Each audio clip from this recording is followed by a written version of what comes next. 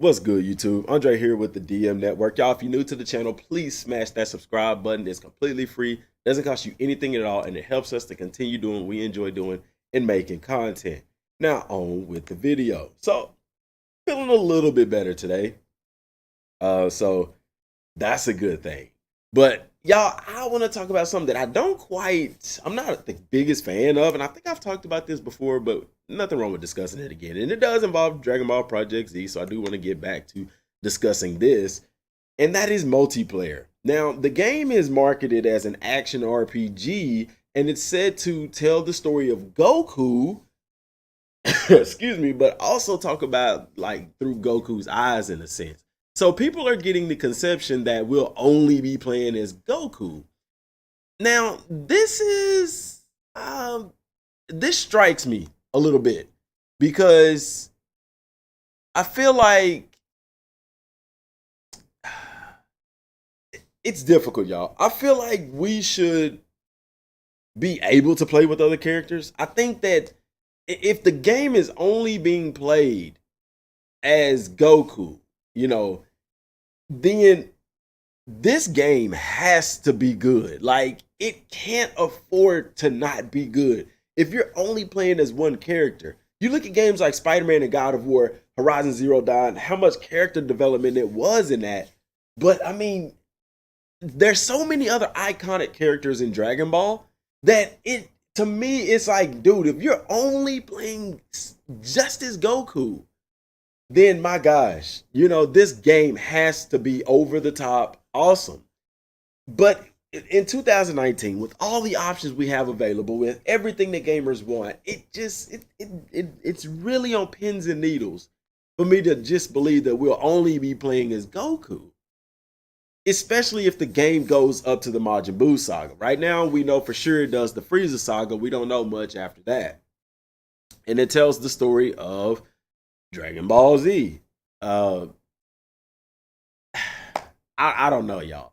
So with that being said, if there are more characters, then I don't see how there couldn't be a multiplayer element to this game. Now, I don't think it'll be multiplayer in the sense of you going through doing missions with each other. Only way I can see something like that happening is if it's in the realm of you doing creative character type stuff in the game. Because otherwise, everybody be like, hey, I want to be Goku. I want to be Goku. Or I want to be Krillin. Or, not many people are going to choose the other characters who may have taken place in fights and stuff like that. So if multiplayer is in the game, it's going to tell a lot more about the game in the sense of, hey, there could be potentially create a character in here. Or there could be a battle mode. And you look at the Naruto series, it had a clear-cut story mode, okay?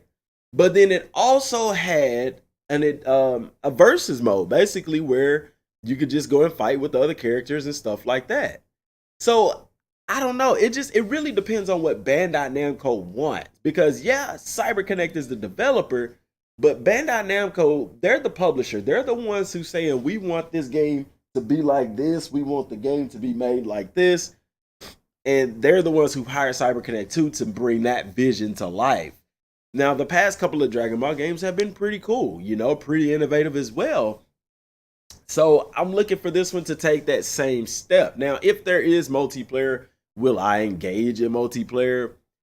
I'll do some online fighting. Now, I'm not big on like online co-op type stuff. I just do not see how that will work in this game. I hope that the story doesn't have any multiplayer elements to it because I really would prefer a single player game. I really would, because to me, you get the most out of a game like that. When you begin to incorporate multiplayer elements into a game, aside from just like online combat, like versus or something, when you incorporate like co-op and stuff like that, it does limit what you're able to do in the game. It does limit that because with it being multiplayer, we're on PlayStation 4s, Xbox Ones, we're at the internet age. And everybody's connected. So you have to take into consideration servers. You have to take into consideration latency and lag times, NAT codes, and things like that. Now, CyberConnect 2's history, they are not known for online multiplayer games. They're not. The Naruto games had online battles where you could do online versus. However, they suffered tremendously, similar to how Xenoverse's online is suffering because of net codes and stuff, net codes. So I don't see them doing it as far as the story. Also, because they want to immerse you in this. They want to immerse you in this. And in order to do that, you kind of have to take out any distraction. Playing with friends can be very limiting, especially if missions require you to play with friends, or the CPU, the AI isn't as smart as they should be and things like that. So, they want you to enjoy the story. They want us to experience the story of Dragon Ball like never before. Bandai's not dumb. They know we've seen the story of Dragon Ball over and over and over and over, and people are complaining they want something different, even though there's plenty of games out there right now that are different. Xenoverse 1 and 2, Dragon Ball Fighters, Jump Force, even Super Dragon Ball Heroes, Dragon Ball Fusions. There's a lot of Dragon Ball games out in this generation that doesn't stick to that story. Okay, so let us have this. Be that as it may, they know this, so they're not gonna just throw out some regurgitated thing. Even looking at the cutscenes in the trailer, you can even see that there are some new scenes in there that wasn't in previous games. I don't remember seeing Vegeta cry. And if they had it in the previous game, y'all let me know. Correct me if I'm wrong. Nothing wrong with that. But if they did it look as good as it did in the trailer? You know what I'm saying? Now, we've seen the iconic Goku going Super Saiyan thing. We've seen all that kind of stuff. But there are things that we have not seen in video games. I really, truly think that this game could potentially be a step-by-step literal walk through the anime. And if that is the case, there's going to be hundreds of hours of playing time in this game. Then begs the question, is it open sandbox or free roam, or is it open world? So all of this stuff is going to be very interesting. But needless to say, y'all, I honestly, in my heart of hearts, believe that this game is going to be legit. Because it's a Dragon Ball game, baby. And it's 2019, man. I don't think that they're going to put out a crappy game. They can't afford to do that. And Dragon Ball sales have been so high, they have the money and they have the resources. And for them to call on a development group such as CyberConnect 2 means that they are doing something special.